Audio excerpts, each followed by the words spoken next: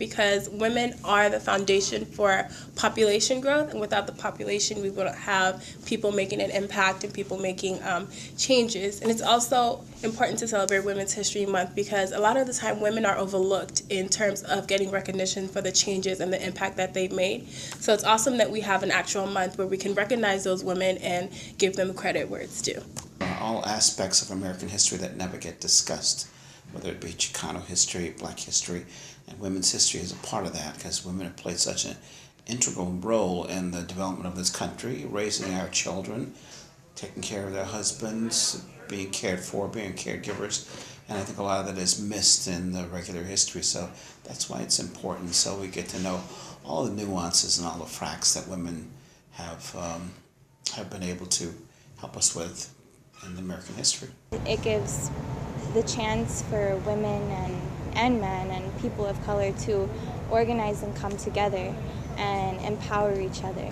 It just lets people know some of the socioeconomic issues that go along with being a woman, the underrepresentation in society that these women face, the struggle that they have, whether it be like to be viewed as equal, that is still prevalent, but it's still sometimes hidden with how things are being played out, whether it be with politics or with economics and social stratification. It's really important to celebrate Women's History Month because it raises awareness of key female figures in our history that have kind of made changes and growth so that we have more rights and we have more ability to exercise power. For far too long, contributions by women have gone unnoticed. I think when we think about history, the ways in which we are told history and how society has benefited, it's skewed in terms of the perspectives, in terms of which stories get told.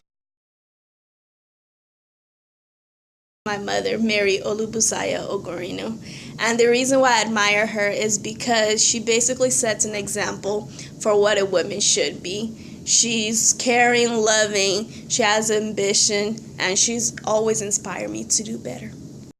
Queen Elizabeth, I admire her a lot, and why? Because she showed her country at that point in time that a woman could exercise power and be a key political figure in the same role as a man when it was really not expected or even desired. And she made some really powerful changes that impacted England permanently. And she's remembered for that. And she kind of, I think, paved the way for women to work on female and male equality. Yuri Kochiyama, and she was this just really fierce activist from the 60s and was a good friend with Malcolm X, started her sense of activism through the internment that she and her family endured in the Japanese internment camps. It's basically about gender equality, and I think everybody should care about gender equality so that women aren't oppressed and men aren't oppressed and we're not oppressing each other, so that we could move forward in the world and work together. I'd have to say that the goal and the idea that men and women are created equal, and that they should be equal. Inclusion.